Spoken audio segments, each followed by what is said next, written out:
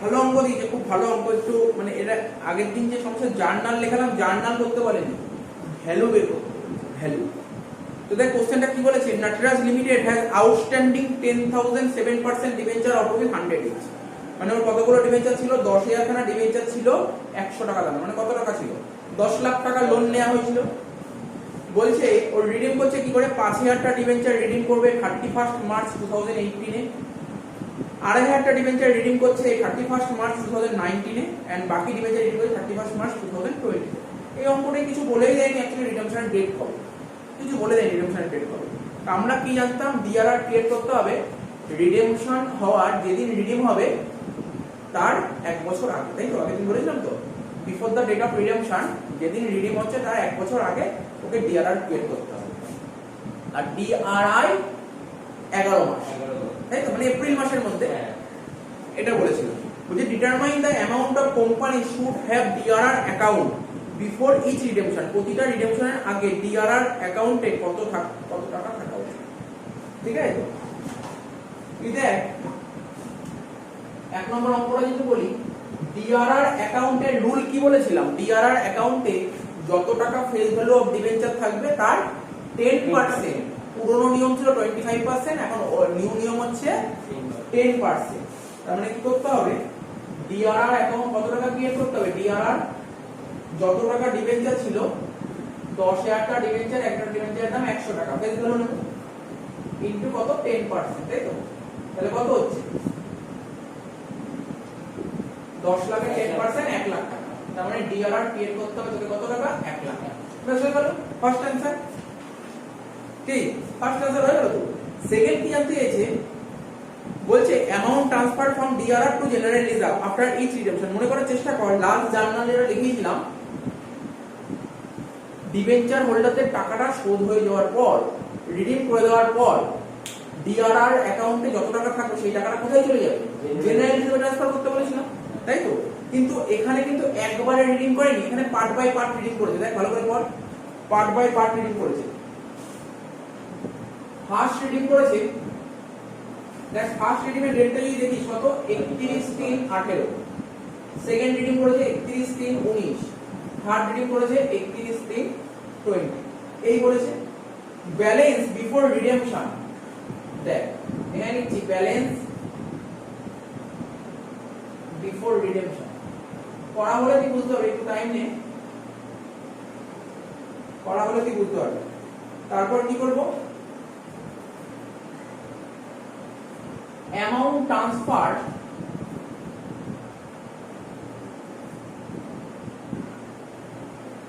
ঠিক আছে, amount transferred from DRR to কোন অ্যাকাউন্টে, জেনারেল রিজার্ভ।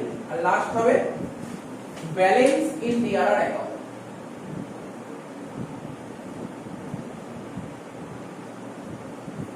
তুই এখন প্রশ্ন করতেই পারিস, প্রশ্নটা স্বাভাবিক, এই প্রশ্নটা উঠবে আপনি এরকম কেন দাগ কাটলেন, প্রশ্ন উঠতেই পারে। অ্যাকচুয়ালি আমাকে বের করতে বলেছিল এই ঘরটা, আমাকে বের করতে বলেছিল এই ঘরটা, তুই বুঝতেই পারবি এই ঘরটা কেন করলাম, করে এরকম সব কেন করলাম, ঠিক আছে? তুই দেখ ভালো করে যদি বুঝিস, তোর ফেস ভ্যালু অফ ডিবেঞ্চার কত ছিল, 10 লাখ টাকা, তার 10% ডিআরআর ক্রিয়েট করবে, মানে ডিআরআর তোকে 1 লাখ টাকা সরিয়ে রাখতে হবে। 1 লাখ টাকা সরিয়েছিস, তাহলে বছরের শুরুতেই 1 লাখ টাকা, মানে এখানে 1 লাখ টাকা হবে। এবার তুই ফার্স্ট ডেটে কত রিডিং করছিস, ফার্স্ট ডেটে কত রিডিং করছিস, 5000 ডিবেঞ্চার রিডিং করছিস, তাই তো? 5000 ডিবেঞ্চার রিডিং করছিস, আমি আলাদা করে দেখাই, 5000 ডিবেঞ্চার রিডিং করছিস মানে 100 করে বলে, তাহলে কত হচ্ছে, 5 লাখ টাকা, 5 লাখ টাকা। তো কিন্তু কত পার্সেন্ট সরাতে হবে, 10%। মানে তুই 5 লাখ টাকার ফেস ভ্যালু ডিবেঞ্চার তুই শোধ করে দিচ্ছিস, তাহলে তার 10% ডিআরআর সরে যাবে। আর যতটা ডিআরআর ছিল 5 লাখের 10% কত, 50,000।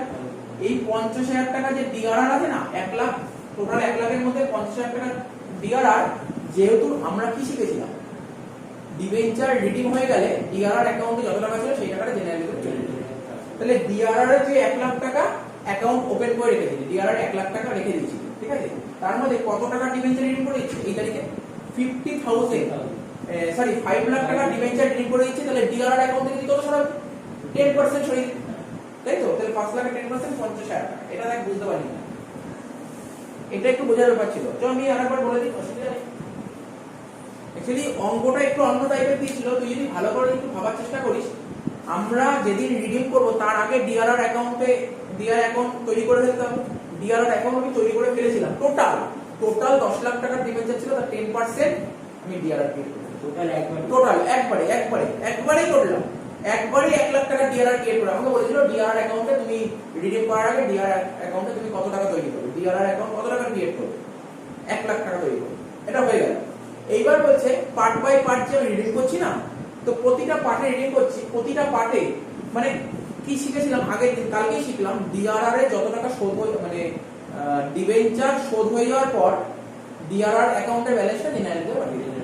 তাহলে এই ডেটে কত টাকার ডিবেঞ্চার শোধ হয়েছে, এই ডেটে এই ডেটে 5 লাখ টাকার ডিবেঞ্চার শোধ হয়ে যাচ্ছে। ঠিক আছে, তো যত টাকা এই 5 লাখ টাকার এগেইনস্টে কত টাকা ডিআরআর ক্রিয়েট করা ছিল, 85,000। তাহলে 85,000 টাকা ডিআরআর জেনারেল চলে যাবে। এটাই বলেছি। একটু মানে এটা কমপ্লিকেটেড অঙ্ক ছিল, কমপ্লিকেট ছিল অঙ্ক। ঠিক আছে, এরকম অঙ্ক তো পরীক্ষায় দেবে না কোনোদিন, এগুলো এক্সপেকটেশন করবে পরীক্ষায় জার্নাল আছে। ঠিক আছে, তো 50,000 টাকা, তাহলে 1 লাখ টাকা, দেখ 1 লাখ টাকা ডিআরআর অ্যাকাউন্টে ছিল, তার মধ্যে 50,000 টাকা জেনারেলে পাঠিয়ে দিয়েছি। এখন ডিআরআর কত আছে, 50,000। ঠিক আছে, 50,000 আছে। এবার সেই 50,000 টা এখানে বসলো। নেক্সট ডেটে কতগুলো ডিবেঞ্চার রিডিং করছিস, 2,500 টা ডিবেঞ্চার রিডিং করছিস, 2,500 টা ডিবেঞ্চার রিডিং করছিস 100 টাকা করে, মানে কত টাকা ডিবেঞ্চার রিডিং করছিস, 2.5 লাখ টাকা। আমরা নিয়ম কি শিখেছিলাম, যত টাকা ডিবেঞ্চার রিডিং করছিস তার 10% ডিআরআই রাখবো, তাই তো। 10% 2.5 লাখ 10% কত, 25,000 টাকা। তাহলে এবার ডিবেঞ্চার টাকা শোধ হয়ে গেছে, তাহলে এই টাকাটা কোথায় নিয়ে যাবো, রিজার্ভে নিয়ে যাবো। তাহলে 25,000 টাকা রিজার্ভে নিয়ে যাবো, রইল কত, তাহলে 25। সেই 25 টা এখানে নিয়ে আয়। লাস্ট বলছে বাকি টাকাটা লাস্ট ডেটে রিডিং করে দিচ্ছি, তার মানে এই ডিআরআর টাকাটা পুরোটাই জেনারেল চলে যাবে, 25,000 টাকা ডিআরআর এর ব্যালেন্স। এই বলেছে বেসিক্যালি কিছু নেই অঙ্কটার মধ্যে, বেসিক্যালি অঙ্কটার মধ্যে কিছু নেই।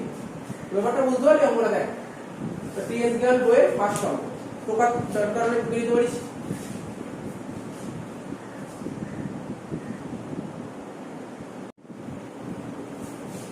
এই অঙ্কটা করছি, দেখ 3 নম্বর অঙ্কটা কি বলেছে, eagle limited has 3,000 10% debentures of ₹100 each outstanding as on 31st March 2016.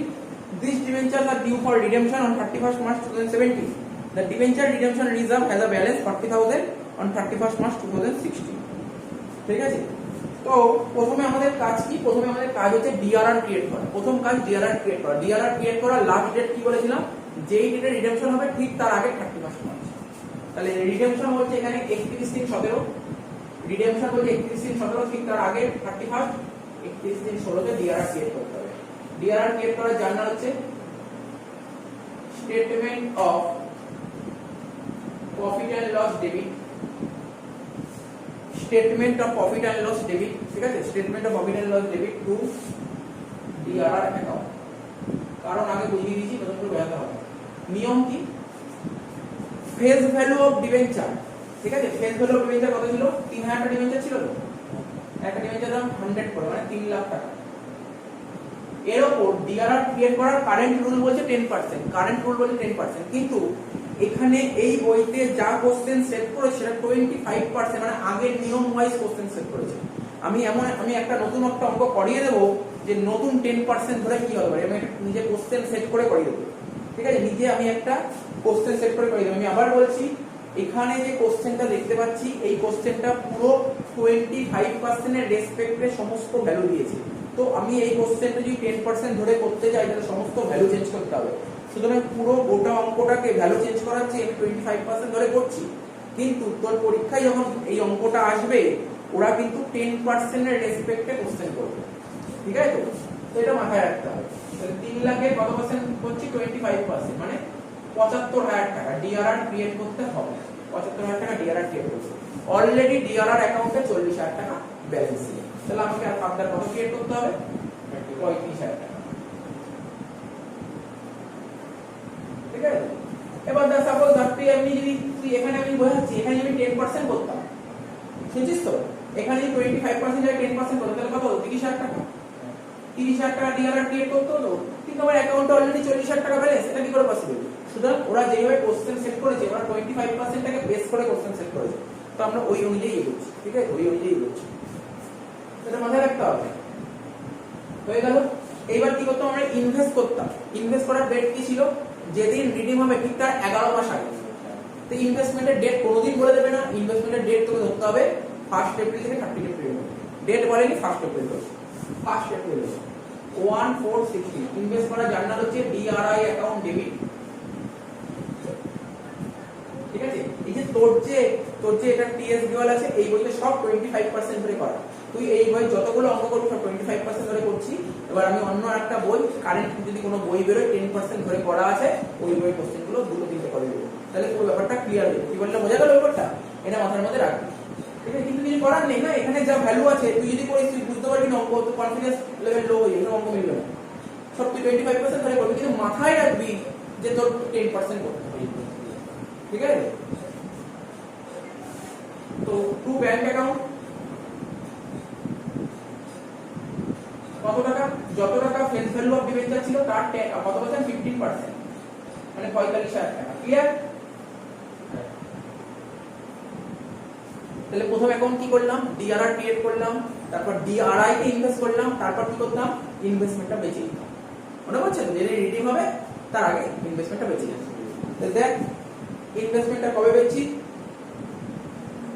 যেদিন রিডিম হবে। দেখ ইনভেস্টমেন্ট বেচার ডেট তো বলেনি, তাহলে যেদিন রিডিম হবে হয় সেই দিন তুমি বেচে দাও, বা তার আগে কোনো দিন বলে দেয় সেই দিন। আবার বলছি ইনভেস্টমেন্ট বেচার ডেট যদি কোশ্চেনে না বলে দেয়, তুই কোন ডেটে বেচবি? যেদিন রিডিম হবে সেই ডেটে বেচবি। তাহলে 31/3/17 রিডিম হচ্ছে, এই দিনে তুই বেচে দিচ্ছিস, এই দিন তুই বেচে দিচ্ছিস, বেচে দিলে টাকা আসছে, জার্নাল হবে bank account debit to DRI account. দেখি কোশ্চেনে কি কিছু বলেছে? প্রফিটে বেচেছে নাকি লসে বেচেছে, এরকম কিছু বলেছে? কিছুই তো বলেনি, কিছুই বলেনি প্রফিটে বেচে না লসে। তাহলে এই টাকায় পেয়েছি বেচে 45,000 টাকা, 45,000 টাকা হয়ে গেল। দেখ মোটামুটি সব কমপ্লিট। তার মানে তুই ডিবেঞ্চারের টাকা আগে রিডিম করতে পারবি, তার আগে কিছু প্রসিডিওর ফলো করতে হবে। সেই প্রসিডিওরটা কি? প্রথমে ডিআরআর ক্রিয়েট করো, তারপর ডিআরআই তে ইনভেস্ট করো, তারপর ডিআরআইটাকে বেচে দাও, ডেট মাথায় রাখতে হবে, তারপর তুই ডিবেঞ্চার রিডিম করার প্রসিডিওর আছে। তারপর ডিবেঞ্চার রিডিম করার জন্য ওদেরকে ইনভাইট কর, তারপর পেমেন্ট কর। তাহলে ইনভাইট করার জার্নাল কি? কত পার্সেন্ট ডিবেঞ্চার ছিল আমাদের? 10% ডিবেঞ্চার। 31/3/17 10% ডিবেঞ্চার অ্যাকাউন্ট ডেবিট কত টাকা? 3 লাখ টাকা। দেখ অনেক সময় বলে যায় যে ডিবেঞ্চারটা প্রিমিয়ামে শোধ করবো, প্রিমিয়ামে শোধ করে নরমাল। তাহলে কি লিখবো? To debenture holder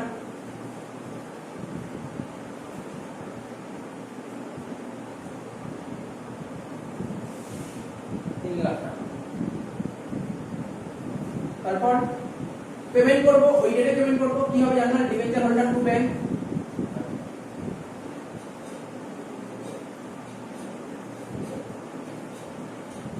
debit 3 lakh টাকা টু ব্যাংক অ্যাকাউন্ট।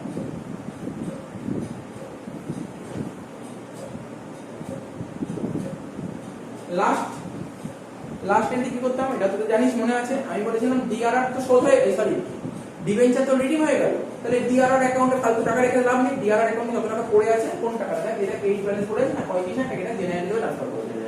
তার মানে same date DRR account debit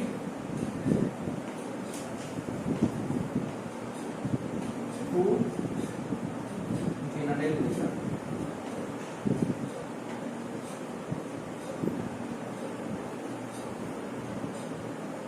কত টাকা? 35। আচ্ছা আমি এই 10% এর রুলটা বললাম, কোথা থেকে বললাম জানি? ICAI, মানে একদম পুরো দেখ, কোথাও যদি কোনো কিছু আপডেট বেরোয় সবার প্রথম ইনস্টিটিউট অফ চার্টার্ড অ্যাকাউন্টের সাইডে আসবে, ICAI এর সাইডে সবার প্রথম আসবে, ওখানকার রুল বললাম। তোর বইতে আমি এখনো দেখিনি, তুই তো নতুন বই কিনি, তোর বইতে আমি দেখিনি, ঠিক আছে। তবু তোদের দেখে নিবি, জিজ্ঞাসা করে নিবি, স্কুলে জিজ্ঞাসা করে নিবি 10% রুল অ্যাপ্লাই হচ্ছে নাকি 25%, এটা খুব জানা দরকার। কারণ ওটা ICAI এর রুল, এখনই যে তোর 12 এ যে আসবে এমন কোনো কথা না।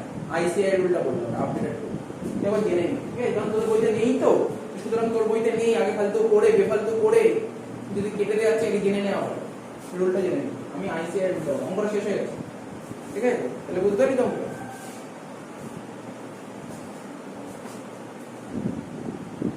4 নম্বর অঙ্কটা দেখ কি বলেছে।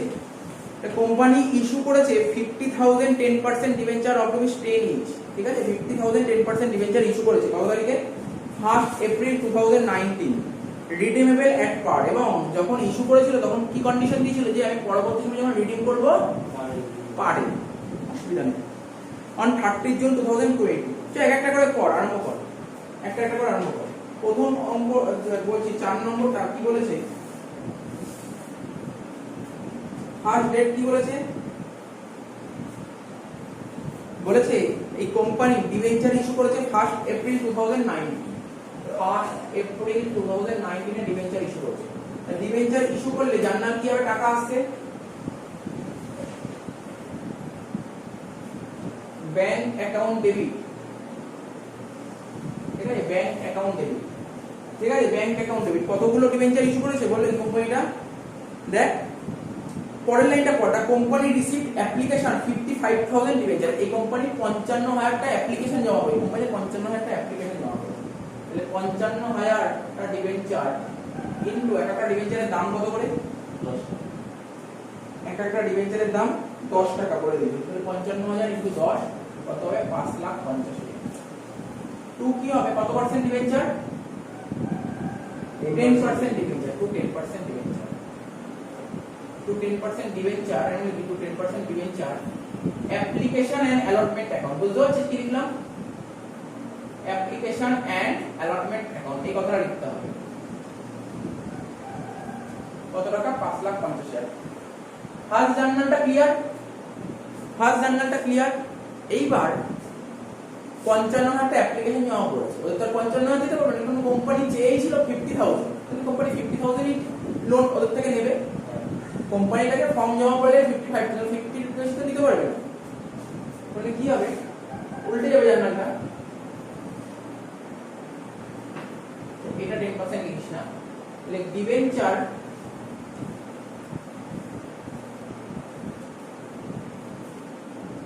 Application and allotment account debit কত টাকা? 5,50,000 টু কতগুলো ডিবেঞ্চার রিফান্ড করে দেবে? 5,000। তুই করতে পারিস পেপারটা।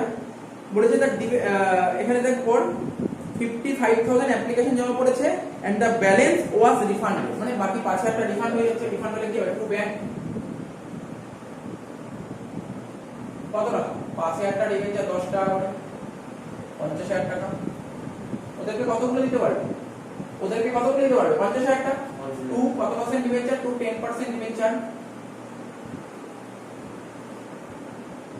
অ্যাকাউন্ট কত? 5 লাখ। ক্লিয়ার হয়েছে? দুটো জানলেন তো মোটামুটি কি ক্লিয়ার হয়েছে, তাই তো? এটা কিন্তু ওভার সাবস্ক্রিপশন ছিল। তার মানে কোম্পানির কাছে ডিবেঞ্চারের ফর্ম, ডিবেঞ্চারের অ্যাপ্লিকেশন ফর্ম জমা করেছে 55,000, কিন্তু কোম্পানি 50 নেবে, তার বেশি দিতে পারবে না, বাকি 5,000 টাকা রিফান্ড করে দিচ্ছে। ঠিক আছে? হ্যাঁ, এটা পোড়াটা হতে পারতো। আমি এই কোশ্চেনটা কেটে দিয়েছি, পোড়াটা হতে পারতো। কেন পোড়াটা কেটে দিলাম? তার কারণ আরে পোড়াটা কিসে হয়? অ্যাপ্লিকেশনের টাকাটা অ্যালটমেন্টে অ্যাডজাস্ট করানোর সময় এটা হতে পারতো, পোড়াটা হতো। কিন্তু বলতে হবে তো অ্যালটমেন্টে কত টাকা পড়ে। অ্যালটমেন্টে রেট বলেনি, তাই জন্য ফালতু এই পোড়াটা লেখার মানে ছিল না, আমি এটা কেটে দিই, এই জন্য কেটে দিই। ঠিক আছে? এত অব্দি ক্লিয়ার হলে দুটো ক্লিয়ার হয়ে গেছে, তাই তো? Same rate. এর পরের কাজ কি? মোটামুটি ভালো ইস্যু, এটা হচ্ছে ইস্যু এন্ট্রি হলো, ভালো করে শোন, এই দুটো কিন্তু ইস্যু এন্ট্রি হলো। এইবার রিডেমশন ঢুকবো। রিডেমশন করতে গেলে সবার প্রথম ডিআরআর ক্রিয়েট করতে হবে। তাহলে তোর প্রথম কাজ দেখতে হবে ডিবেঞ্চার রিডিম করার ডেট কবে বলেছে, ডিবেঞ্চার রিডিমের ডেট কি বলেছে। দেখ ডিবেঞ্চার রিডিম হচ্ছে 30 জুন 2020। তাহলে 30 জুন 2020, 30 জুন 2020 যদি রিডিম হয় তাহলে ঠিক তার আগে 31 মার্চ যেটা বলছে, তার আগে 31 মার্চে কি করতে হবে? ডিআরআর ক্রিয়েট করতে হবে। দেখ আমি তোকে একে যদি বোঝাই, রিডিম হচ্ছে কবে? 30/6/20, তাই তো? ঠিক তার আগে 31 মার্চ কবে? 31/3/20। ম্যাক্সিমাম এই পিরিয়ডের মধ্যে ডিআরআর তোকে ক্রিয়েট করতেই হবে, ঠিক তো? এই পিরিয়ডের মধ্যে ডিআরআর ক্রিয়েট করতে হবে, হ্যাঁ কি না?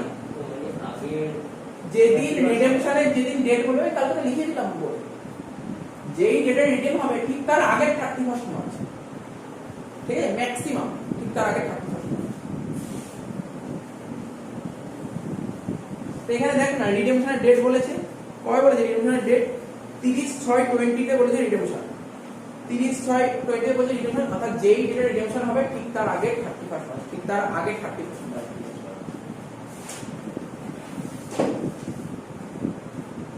ঠিক আছে, লিখে লিখো 31/3/20। তো ডিআরআর কি করব আগে? প্রফিট এন্ড লস থেকে নেব, লিখো statement of profit and loss. আর তুই একবার নোটটা দেখে নিস তো, ডিআরআর ক্রিয়েট করার নিয়মটা কি, ডেটটা কি বলেছিলাম? যেই ডেটে রিডিম হবে ঠিক তার 1 বছর আগের ডেট, নাকি যেই ডেটে রিডিম হবে ঠিক তার আগের 31 মার্চ, এটা দেখে নিস, দুটো দেখে নিস।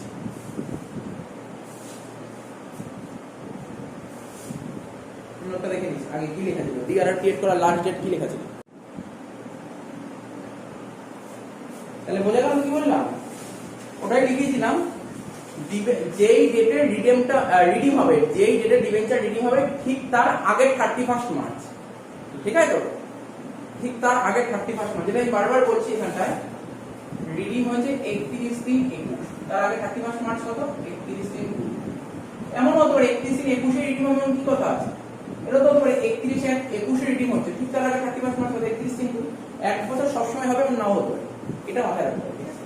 কিন্তু ডিআরআই কিন্তু 11 মাস, ঠিক আছে, ডিআরআই 11 মান বলতে পারিস বা নাও বলতে পারিস, তুই নাও বলতে পারিস, কারণ ডিবেঞ্চার তার রিডিম হচ্ছে তার ওরকম 31/1/21 রিডিম হচ্ছে ঠিক তার আগে ওই এপ্রিল মাসে যেটা হবে।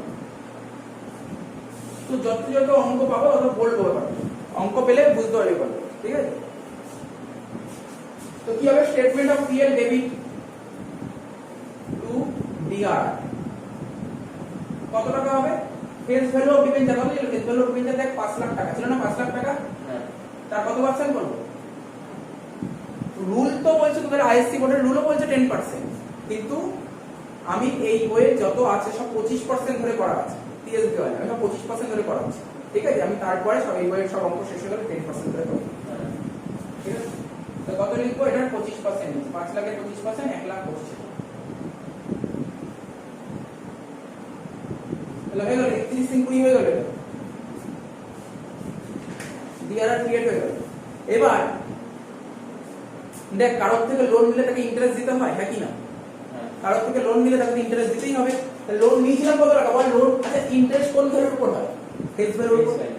ফেস ভ্যালু কত ছিল? 5 লাখ টাকা, 5 লাখ টাকার উপর আমাকে ইন্টারেস্ট পেমেন্ট করতে হবে। আগের ক্লাসেই করেছিলাম, ইস্যু অফ ডিবেঞ্চার ইন্টারেস্ট করেছিলাম। ইন্টারেস্ট পেমেন্ট করলে কি হয় জানেন না? Debenture interest account debit to interest টাকাটা কাদের দিই?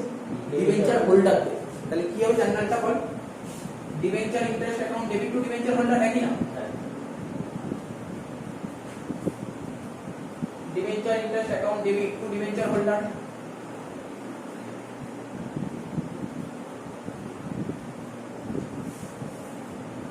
ঠিক আছে? Debenture interest account debit to debenture holder কত হবে? ডিবেঞ্চার 5 লাখ টাকা, ডিবেঞ্চার বলছিল বল 5 লাখ টাকা, লোন ছিল 5 লাখ টাকা, তার উপর 10% ইন্টারেস্ট। কি করে বুঝলাম 10%? দেখ 10% ডিবেঞ্চার ছিল, 10% ইন্টারেস্ট, 5 লাখের 10% কত হবে? 50,000। ক্লিয়ার আছে এটা? হ্যাঁ। ডেট কি হবে? Same date. এইবার এই ইন্টারেস্ট টাকা পেমেন্ট করবে কাদের? হোল্ডারদের। তো পেমেন্ট করলে কি হবে জানেন? একটা সেম ডেটই হবে। ডিবেঞ্চার হোল্ডার টু ব্যাংক,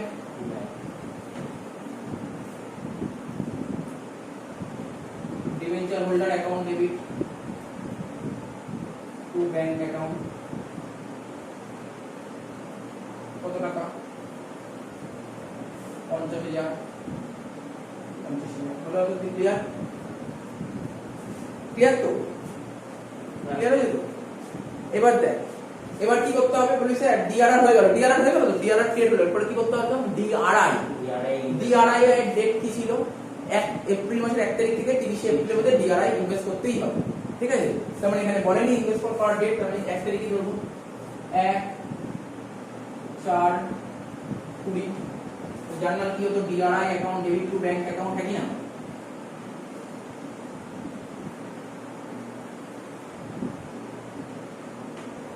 কত টাকা, ফেস ভ্যালু অফ ডিবেঞ্চারের 15%, মানে 5 লাখের 15% 75,000।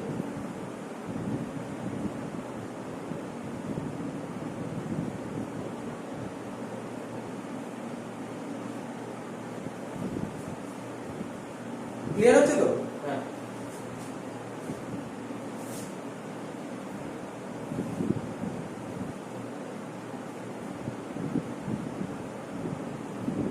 আচ্ছা, টুকে নে, কিন্তু টুকে নে।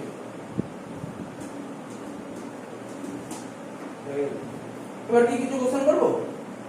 তোকে বলছি শোন, আমি এখানে টাইমলাইন ড্র করব, সেটা বেটার হবে। টাইমলাইনটা ড্র করলে খুব বেটার হবে। 1/4/19 ডিবেঞ্চার ইস্যু করেছি, হ্যাঁ কি না? ইয়ার-এন্ড হয়েছিল 31/3/20 মানে প্রথম বছরটা, এটা 19/20। তারপর এই ডিবেঞ্চারটা আমি রিডিম করছি কোন ডেটে? 30/6 কত? 30/6 কত? বল বল বল। 21 30/6 21 বলেছে? 30/6/20 ডিবেঞ্চার রিডিম করছি ধর 30/6/20। তুই এখন জিজ্ঞাসা করতে পারিস স্যার এটা কেন করলেন, সব বোঝাবো তোকে, বোঝাবো। এই তারিখে ডিবেঞ্চার ইস্যু করেছি, লিখছি, লিখি ব্যাপারগুলো বুঝতে হবে, তোকে বুঝতে হবে, ব্যাপারগুলো ধরতে হবে। এই তারিখে ইস্যু হয়েছে, এই তারিখে রিডিং হচ্ছে। যেই ডেটে ডিবেঞ্চার রিডিং করবো ঠিক তার আগে 31 মার্চে ডিআরআর ক্রিয়েট করতে হবে। এই ডেটে কি হয়েছে? ডিআরআর ক্রিয়েট হয়েছে। ডিআরআই কোন দিন ক্রিয়েট করতে হয়? এই তারিখ থেকে এই তারিখ, এটা 30/4 আছে, 30/4/20 মানে এই পিরিয়ডের মধ্যে ডিআরআই ক্রিয়েট করতে হবে, হ্যাঁ কি না? তুই শুধু বলবি হ্যাঁ কি না এই জিনিসগুলো তো। হ্যাঁ। আচ্ছা, এই ডেটেই তোকে ডিবেঞ্চার ইন্টারেস্ট ক্যালকুলেট করেছিলি একটা, এই পিরিয়ডের উপর একটা ইন্টারেস্ট এই পিরিয়ডে হয়েছিল। তুই ডিবেঞ্চার রিডিং করছিস কোন ডেটে? এই ডেটে। এবার আমি কি বলতে পারি না এই পিরিয়ড থেকে এই পিরিয়ডেরও একটা ইন্টারেস্ট হবে? তুই বল না, বলতে পারি কি হ্যাঁ কি না? তাহলে ক মাসের ইন্টারেস্ট হবে এখানে? দেখ 31/3 থেকে 30/6 অবধি ক মাস হচ্ছে? 3 মাস। 3 মাসের ইন্টারেস্ট। তাহলে আমি কি বলতে পারি 30/6 থেকে ইন্টারেস্ট চার্জ করব? বলা কি কোনো ভুল হবে? 30/6 থেকে ইন্টারেস্ট চার্জ করব, বুঝতে পারছিস তা কি না? ডায়াগ্রামটা তুই পারলে বাড়িতে গেলে ভুলে যাবি, এই ডায়াগ্রামটা তুই টুকে নে, তাহলে আর ভুলবি না, মানে বুঝতে অসুবিধা হবে না। ভালো করে দেখ, এই তারিখে ডিবেঞ্চার ইস্যু করেছি 1/4/19 আর 30/6/20 ডিবেঞ্চার রিডিং করেছি, ঠিক আছে? অন্যান্য কি ইন্টারেস্ট থাকতো না বলে ঝামেলা হতো না, এখানে ইন্টারেস্টের একটু ঝামেলা আছে। প্রথম বছর শেষ হয়েছে এখানে, আমি কি বলেছিলাম যে এই ডেটে রিডিং হবে ঠিক তার আগে 31 মার্চে কি করতে হবে? ডিআরআর ক্রিয়েট করতে হবে। আর বছর শেষে এই দিন হচ্ছে, এই দিকে ইন্টারেস্ট চার্জ করবি তুই, ঠিক আছে? আচ্ছা, আর ডিআরআই ক্রিয়েট করতে হবে কি ঠিক তার 1 মাসের মধ্যে, এই পিরিয়ডের মধ্যে ডিআরআই ক্রিয়েট করতে হবে। আচ্ছা, আর কি তুই এই দিনে ডিবেঞ্চার শোধ করে দিচ্ছিস, তাই তো? তার মানে এখানে 3 মাসের ইন্টারেস্ট হবে না, এটাই করছিস। তো 3 মাসের ইন্টারেস্ট হবে, উপর দিয়ে তো কাজ হয়ে গেল, উপর দিয়ে বুঝিয়ে দেবো এটা নাকি বলতো?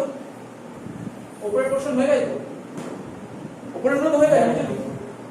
উপরের গুলো বুঝিয়ে দিই।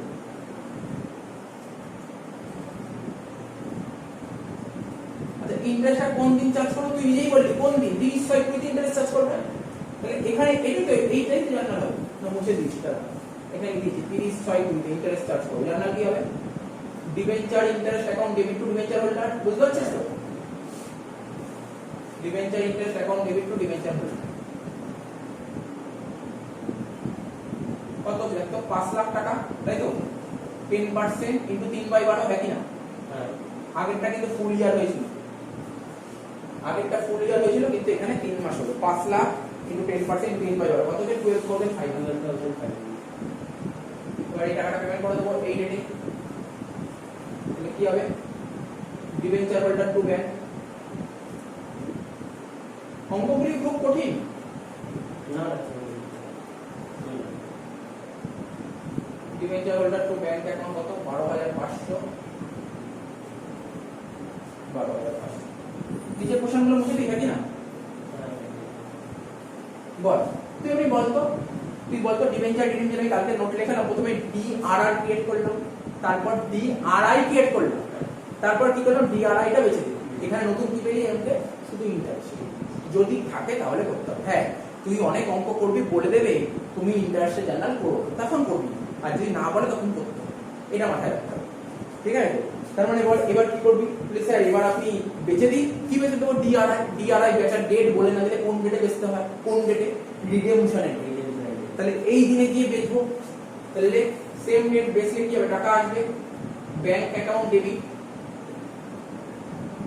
টু ডিআরআই। খুব কঠিন লাগছে ব্যাপারটা, দেখ কত ধরে ধরে হয়েছে ব্যাপারটা। যখনই ডেট দেবে না, তুই এই চ্যাপ্টার বলে ডেট দিলে এরকম টাইম লাইন করে দিবি, তাহলে অঙ্ক ভুল হবে না। ঠিক আছে, তাহলে কত টাকা দিয়ে বেচলাম ডিআরআই বল? যত টাকা ছিল কত টাকা? ৭৫,০০০ টাকা, 75,000 নাকি না? হয়ে গেল। এবার কি করবি বলি স্যার, সব কাজ শেষ, সব কাজ শেষ। তুই প্রথমে কি করেছিলাম কালকে? ডিআরআর ক্রিয়েট করলাম, ডিআরআই ইনভেস্ট করলাম, ডিআরআই বেচে দিলাম, তারপর ডিবেঞ্চার রিডিং করব। রিডিং করার ডিউ করব, তারপর পেমেন্ট করব, তারপর ট্রান্সফার করে দেবো, ব্যাস শেষ। এই যে তিনটে জার্নাল বাকি আছে। তাহলে রিডিং করার কি করব? 10% debenture account debit to debenture holder. কত টাকা ডিবেঞ্চার ছিল? 5 লাখ টাকা। কেননা বলেছিল ডিবেঞ্চার পারেই শোধ করবে, তাহলে ঝামেলা নেই। তারপর লিখো debenture holder account debit to bank.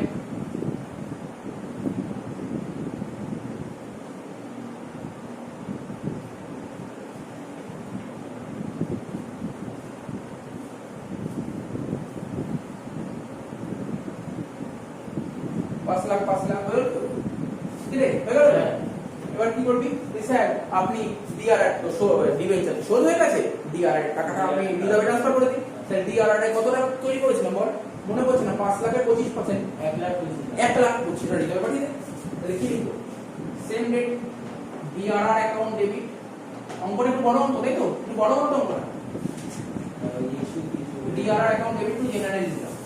বড় হোক না, কোনো অসুবিধা নেই, অঙ্ক তো বোঝা গেছে। কত টাকা? 1,25,000, 1,25,000।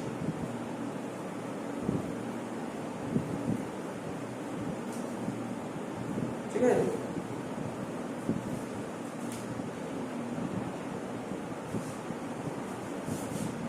শেষ অঙ্ক। দেখে নে, তোকে নে বুঝিয়ে দিলাম ভালো করে। এর পরের অঙ্কটা ঠিক 5 নম্বর অঙ্ক বলেছে। দেখ, মানে এর চেয়ে সোজা অঙ্ক হবে না। এর চেয়ে সোজা এই অঙ্ক দেবে না কোন পরীক্ষা? এখন যে অঙ্ক করছি অঙ্ক কোন পরীক্ষা দেবে না? কেন? এত সোজা অঙ্ক, এত সোজা অঙ্ক কোন পরীক্ষা দেবে না? বল, কালকে নোট লিখেছিলাম ব্যাংকিং কোম্পানির ক্ষেত্রে কি ডিআরআর ক্রিয়েট করতে হয়, হ্যাঁ কি না? মনে আছে? থিওরিটা দেখেছিস? ব্যাংকিং কোম্পানির ডিআরআর ক্রিয়েট করতে হয় না। তো বল এরকম অঙ্ক কোন দেবে? তো ডিআরআর ক্রিয়েট করতে দেবে। ব্যাংকিং কোম্পানিকে ডিআরআর ক্রিয়েট করতে হয় না, তো মানে তোর ডিআরআর ক্রিয়েট করতে হলো না। ব্যাংকিং কোম্পানিকে ডিআরআই এর দরকার নেই। তা ডিআরআই যদি দরকার না হয়, তাহলে ডিআরআই তুই বেচতেই পারবি না। তাহলে তিনটে জার্নাল হলো, তিনটে জার্নাল হলো। তারপর রিডেমশনের জার্নালটা করবি, তারপর ট্রান্সফার। আরে ডিআরআর নেই তো ট্রান্সফার কি করে হবে? কটা জার্নাল হলো? দুটো জার্নাল। বুঝতে পারলি ব্যাপারটা? তো দেখ, এখানে তাই বলেছে। বলেছে আমি না এই অঙ্কটা করাচ্ছি না, বাইরে করে নিতে পারবি তো? আমি কোশ্চেনটা পড়ে দিচ্ছি, কোশ্চেনটা পড়ে দিচ্ছি। দেখ কি বলেছে? Bank of India limited, bank of India, আমাদের ব্যাংক অফ ইন্ডিয়া বলতে হ্যাজ আউটস্ট্যান্ডিং 1 লাখ ডিবেঞ্চার। ঠিক আছে, 1 lakh 10% debenture of which 10 is, মানে 1 লাখটা ডিবেঞ্চার 10 টাকা করে হলে কত হচ্ছে? 10 লাখ টাকা। 1 লাখটা ডিবেঞ্চার 10 টাকা করে হলে কত হচ্ছে? 10 লাখ টাকা। ধর আমি যদি এখানে বলি, পড়াচ্ছি না, ভ্যালু করে করছি, 1 লাখটা ডিবেঞ্চার 10 টাকা করে হলে হচ্ছে 10 লাখ টাকা।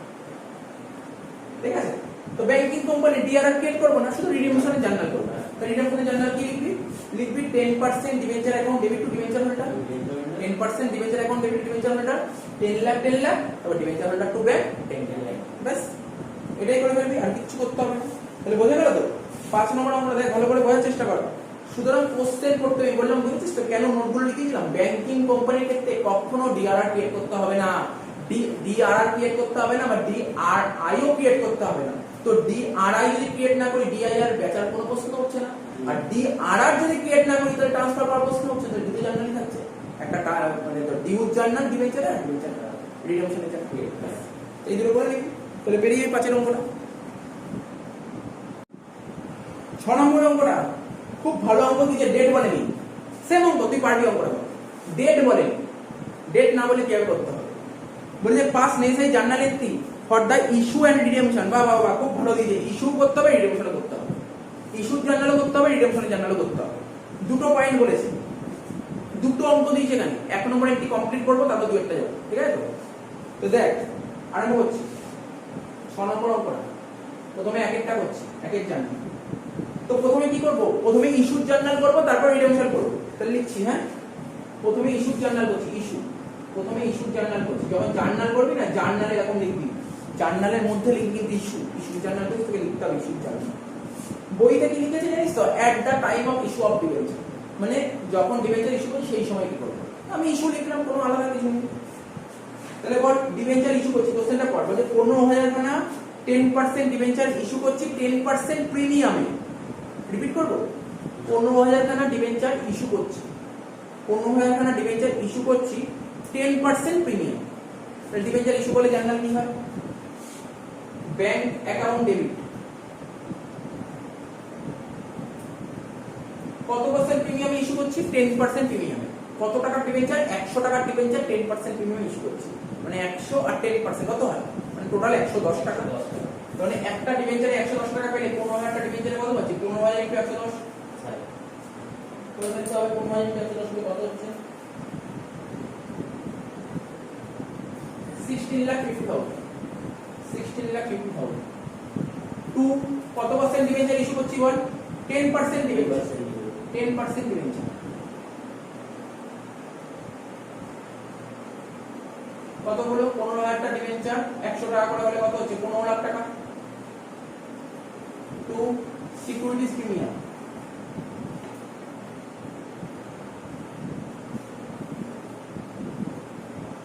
কত হলো, 15,000 টা ডিবেঞ্চার কত করে, 10 টাকা করে হলে 3 লাখ টাকা।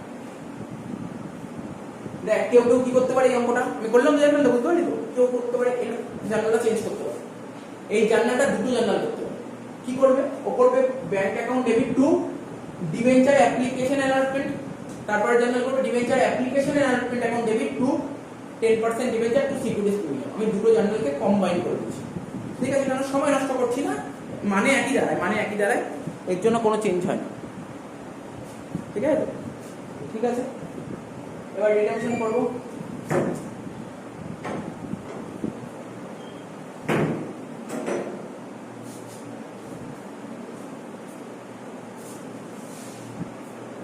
ঠিক আছে, এবার রিডাকশন করব। তাহলে ইস্যু কমপ্লিট হয়ে গেল, দেখেছো এই অঙ্কটা ইস্যু কমপ্লিট হলো, রিডাকশন চলে আসছে। রিডাকশনের রুলটা কি জানিস তো, প্রথমে হচ্ছে ডিআরআর ক্রিয়েট করতে হয়। ডিআরআর কোন দিন ডিআরআর ক্রিয়েট করতে হয়, যেই দিন রিডেমশন হবে ঠিক তার আগে, রিডেমশন হওয়ার আগে তো ডিআরআর ক্রিয়েট করতে হবে। যেদিন ডিবেঞ্চার রিডিম হবে ঠিক তার আগে আমাকে ডিআরআর ক্রিয়েট করতে হবে। তাহলে কি হবে, এখানে ডেট ফেট কি লিখছি না, ডেট ফেট লেখার কোনো প্রশ্ন উঠছে না, ডেট ফেট লেখার কোনো প্রশ্ন উঠছে। তাহলে কি লিখবো জার্নালটা বল, statement of profit and loss account debit to DRR, statement of profit and loss debit to DRR। কত টাকা, 15 লাখ টাকা ছিল, তারপর কত পার্সেন্ট, 25%, তাই তো। 15 লাখ টাকার 25% কত হচ্ছে, করে দেখতে হবে আমাকে। 15 লাখ টাকার 25% হচ্ছে তোর 3,75,000। তারপর ইনভেস্ট করতে হবে ডিআরআই, তাই তো, DRI account debit to bank account. এটা কোন দিন ইনভেস্ট করতে হয়, যেদিন রিডিম হবে ঠিক তার 11 মাস আগে, মানে 1 এপ্রিল থেকে 11 মাসে সবসময় হবে এমন কথা নেই, যেদিন রিডিম হবে ঠিক তার আগে এপ্রিল মাসে, 1 এপ্রিল থেকে 30 এপ্রিল। এটা কত হবে, 15 লাখ টাকার উপর 15%, কত হচ্ছে, 2,25,000।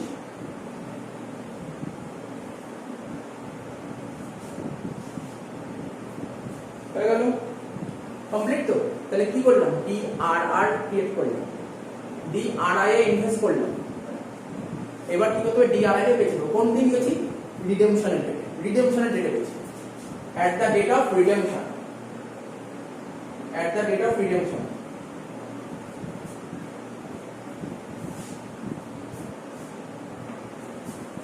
তার মানে বেসলে কি হবে, জার্নালটা ব্যাংক অ্যাকাউন্ট ডেবিট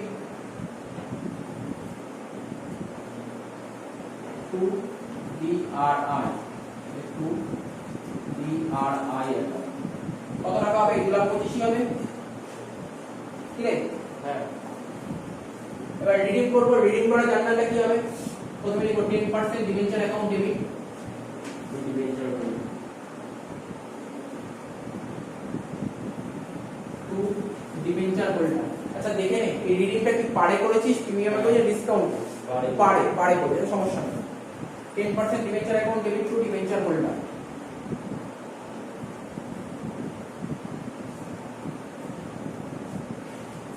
কত টাকা? 15 লাখ টাকা 15 লাখ টাকা।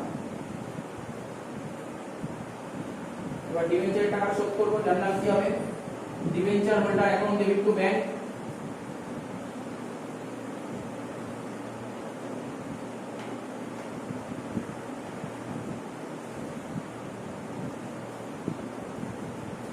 কত হবে 15 লাখ টাকা 15 লাখ টাকা। ক্লিয়ার আছে তো? ডিবেঞ্চার শোধ হয়ে গেছে, এবার কি করব ডিআরআর এর টাকাটা ট্রান্সফার করব জেনারেল রিজার্ভে। তো ডিআরআর অ্যাকাউন্টে কত টাকা ছিল 3,75,000, এটা জেনারেল রিজার্ভে পাঠিয়ে দেব। তাহলে জার্নাল কি হবে last journal DRR account debit to general reserve. সোজা ছিল না অঙ্কটা? কি রে বল অঙ্কটা সোজা ছিল না? হ্যাঁ DRR account debit to general reserve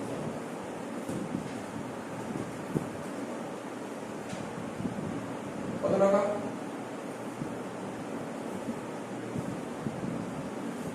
DRR account debit to general reserve তোমার 3,75,000 শেষ হয়ে গেল অঙ্কটা।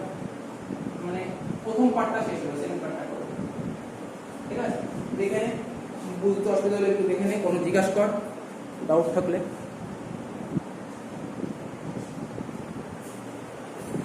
আচ্ছা সেকেন্ড পার্টটা করছি, তার জার্নালগুলো বুঝবো না, এখানে ভ্যালুগুলো বসিয়ে দেবো। ঠিক আছে, হয়তো সময় নষ্ট করবো না।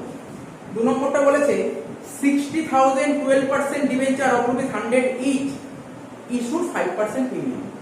তার মানে 60,000টা ডিবেঞ্চার ইস্যু করছি, 60,000টা ডিবেঞ্চার ইস্যু করছি, বুঝতে পারছিস তো? 5% প্রিমিয়াম। তার মানে কি হবে 5% প্রিমিয়াম ইস্যু করছি। এখানে করে 60,000টা ডিবেঞ্চার 5% প্রিমিয়াম ইস্যু করছি, মানে 60,000 ইনটু 100 করে ফেলতে হবে। 60,000 ইনটু 105 কত হচ্ছে 63 লাখ। এখানে হবে 63 লাখ। ডিবেঞ্চারে কত হবে, কত পার্সেন্ট ডিবেঞ্চার ইস্যু করছি? এটা 12%, এটা 10% জায়গায় হবে 12%। ঠিক আছে, তাহলে কত হবে 60,000টা ডিবেঞ্চার ইনটু 100 করে হলে এটা হবে 60 লাখ। প্রিমিয়াম কত 5%, মানে 5 টাকা করে। 60,000 ইনটু 5 তাহলে কত হচ্ছে এটা 3 লাখ। বুঝা গেল কি করলাম? প্রথম জার্নালটা কমপ্লিট করলাম। দেখ ভালো করে বোঝার চেষ্টা কর। বলেছে এই কোম্পানি সেকেন্ড অপশন বলেছে 60,000 না ডিবেঞ্চার ইস্যু করছে 5% প্রিমিয়াম। জার্নাল করলাম bank account debit two 12% debenture two security premium. এবার আমাকে বল, কোশ্চেনটা পড়ে বল, এই ডিবেঞ্চার গুলো দেখ কি বলেছে, এই কোম্পানি ডিবেঞ্চার গুলো রিডিম করবে 10% প্রিমিয়াম। ডিবেঞ্চার রিডিম করবে কত পার্সেন্ট প্রিমিয়ামে? মানে ও প্রমিস করছে যখন ডিবেঞ্চার রিডিম করবে তখন 10% প্রিমিয়াম রিডিম করবে। তখন বেশি টাকা দেবে না কম টাকা দেবে? ফেস ভ্যালু হচ্ছে 10 টাকা বেশি দেবে। 10 টাকা বেশি দেবে, তবে 10 টাকা বেশি দেওয়া মানে বলবো লস। তাহলে কি হবে loss on issue of debenture? আমি শিখিয়েছিলাম, এটা নতুন করে বলার কিছু নেই। আমি বলেছিলাম রিডিম করার সময় যদি লসে যদি রিডিম করি তার মানে ফিউচারের ওয়েট না করে এখনই লসের এন্ট্রিটা করে দিচ্ছি। তাহলে loss on issue of debenture পাশে করে দিচ্ছি। লস অন ইস্যু অফ, এখানটা দিচ্ছি loss on issue of debenture account debit to premium on redemption. है কি না? কে প্রিমিয়াম অন রিডেমশন কতগুলো ডিবেঞ্চার? 60,000টা ডিবেঞ্চার 5% প্রিমিয়াম, মানে 5 টাকা, 3 লাখ 3 লাখ। লেখ 3 লাখ 3 লাখ। সে 10% প্রিমিয়াম হবে। ও 10% দিয়েছি না, 5% ভুল করেছি না? হ্যাঁ 5% এর ইস্যু হবে। যখন শোধ করছি তখন 10% প্রিমিয়াম। 10% প্রিমিয়াম মানে 7,000 ইনটু 10 6 লাখ টাকা।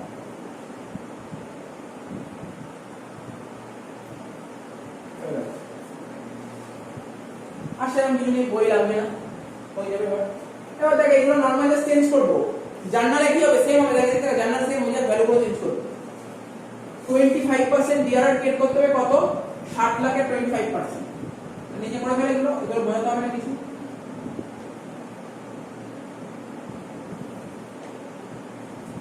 $15 লাখ 50 lakhs.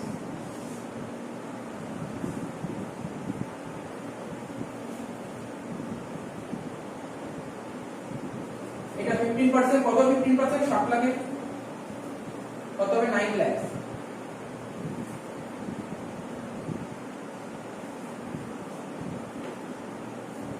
ঠিক আছে এই ডিআরআই টা আবার বেঁচে দেবো 9 লাখ থেকে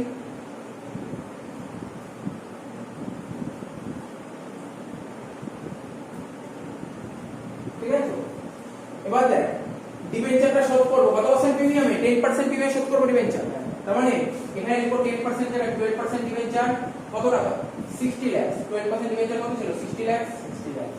কত পার্সেন্ট প্রিমিয়াম শোধ করব 10% 60 লাখের 10% 6 লাখ এখানে লিখি প্রিমিয়াম অন রিডেমশন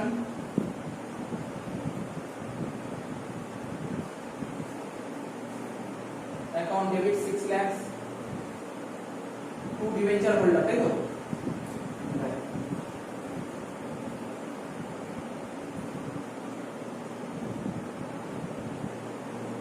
কত হচ্ছে 66 লাখ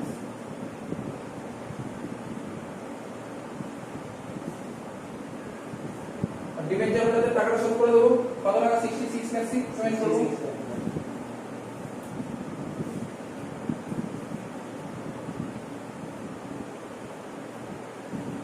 হয়ে গেল এবার যখনই ডিবেঞ্চার শোধ হয়ে গেছে ডিআরআর অ্যাকাউন্ট যত টাকা ছিল সেটা ট্রান্সফার করব মানে 15 লাখ এটা বোঝা গেল আমরা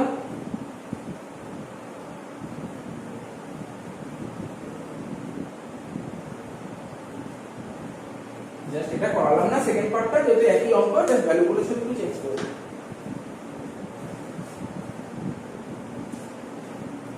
তাহলে হয়ে গেল অঙ্কটা বল হ্যাঁ। অঙ্কটা শেষ হলো আজকে এটি থাক তো বাকি